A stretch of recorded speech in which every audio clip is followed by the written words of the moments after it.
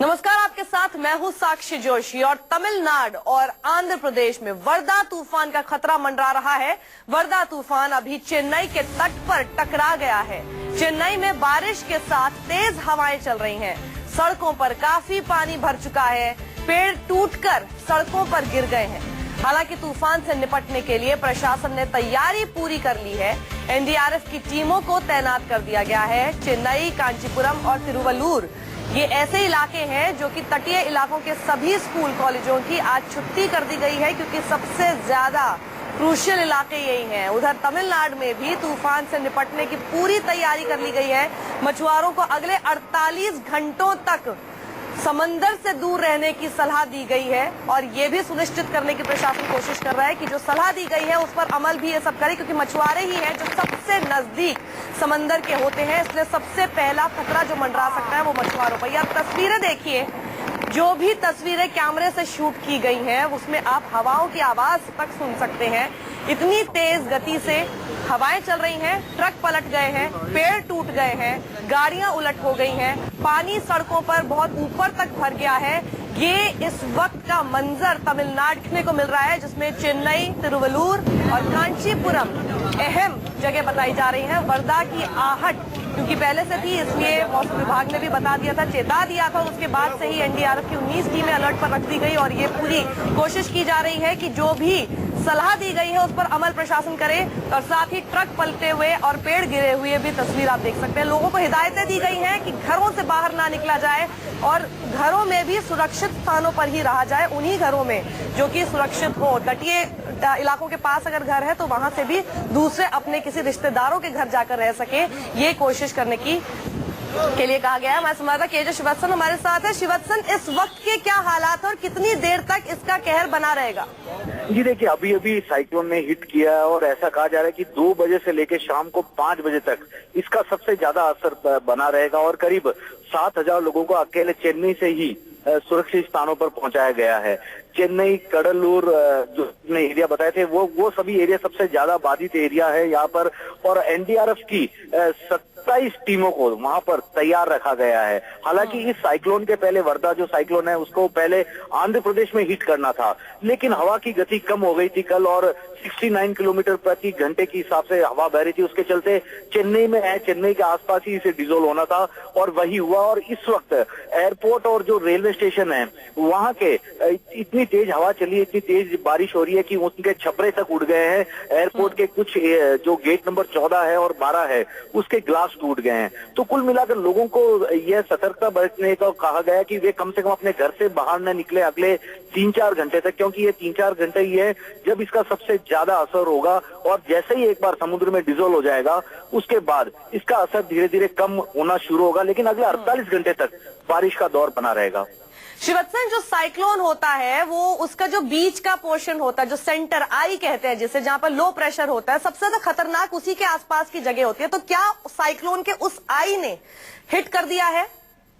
जी बिल्कुल, देखिए 2 बजे उसके हिट करने का टाइम दिया था, क्योंकि आज सुबह यदि देखा जाए तो 65 किलोमीटर प्रति घंटे की रफ्तार से हवा चल रही थी। कल लगातार यही हवा का बरकरार था और आज इस वक्त अगर मैं 2 बजे की बात करूं और मेट्रोलॉजिकल डिपार्टमेंट की बात करूं तो उन्होंने यही कहा है कि ये 85 किलोमीटर प्रति घंटे की रफ्तार से चेन्नई का जो एरिया है कांचीपुरम, कडलूर का, उस एरिया में जाकर वहां पर बना हुआ है।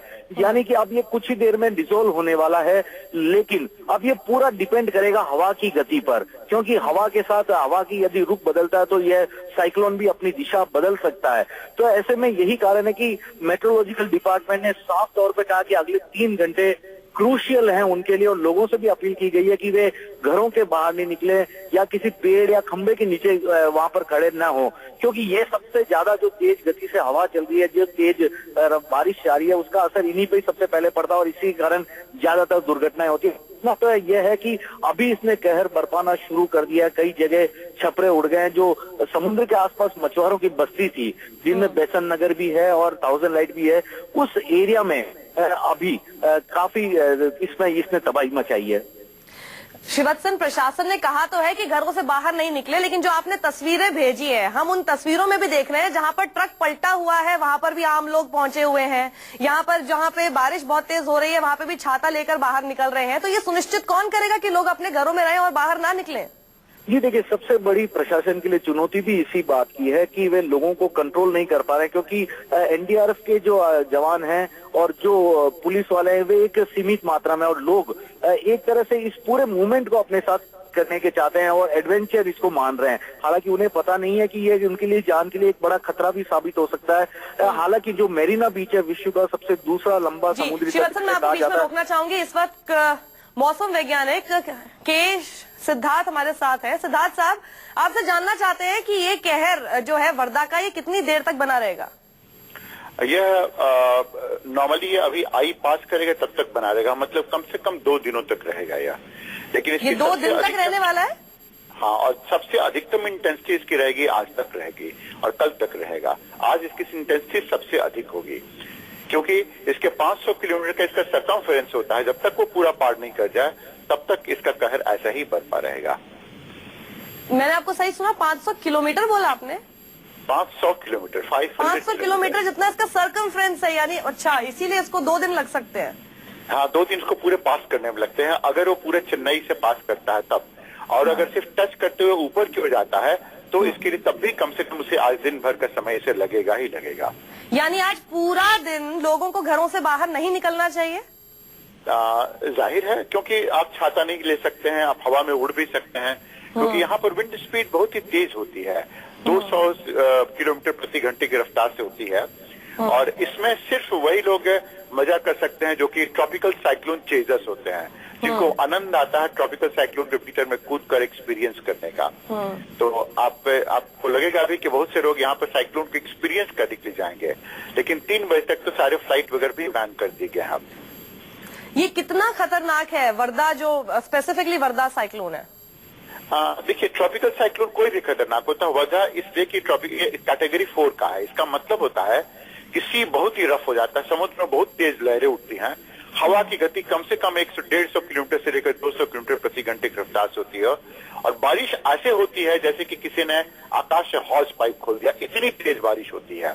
अब इस बारिश में तट के आसपास में कहीं कोई रहेगा उसे डूबने का पूरा आशंका रहता है, क्योंकि तेज लहर आती है और लहर तुरंत वापस चली जाती है और किसी भी जगह पर उस जगह बाढ़ तुरंत फ्लश फ्लड तुरंत आने की संभावना रहती है। तो कोई सी भी नदी में तुरंत ही उबाल आ सकता है, मतलब कि घंटों में वो नदी बिल्कुल पूरी तरह से भर जाती है। ये दूसरा खतरा है। और तीसरा खतरा है कि कहीं भी कोई ऐसे जगह पर है जैसे पहाड़ी ढाल पर, तो उड़ भी सकता है, वहां से गिर भी सकता है उस जगह से। तो ये खतरनाक इसलिए होता है। और चेन्नई में यह बाढ़ आने की आशंका को बढ़ा दे रहा है, क्योंकि अद्यार नदी पहले से ही पूरी तरह से चोक्ड है और इसके जो जलाशय है तुरंत भर जाएंगे, तो यहाँ का अथॉरिटीज को कोई ऑप्शन नहीं रहेगा उसे गेट खोल देने का। इसलिए चेन्नई में टेम्पररी बाढ़ की स्थिति पैदा हो जाएगी आज भर के लिए। जी, इसलिए लोगों के लिए हिदायत है कि उन्हें घरों से बाहर नहीं निकलना चाहिए, कम से कम आज और कल भी इसका प्रभाव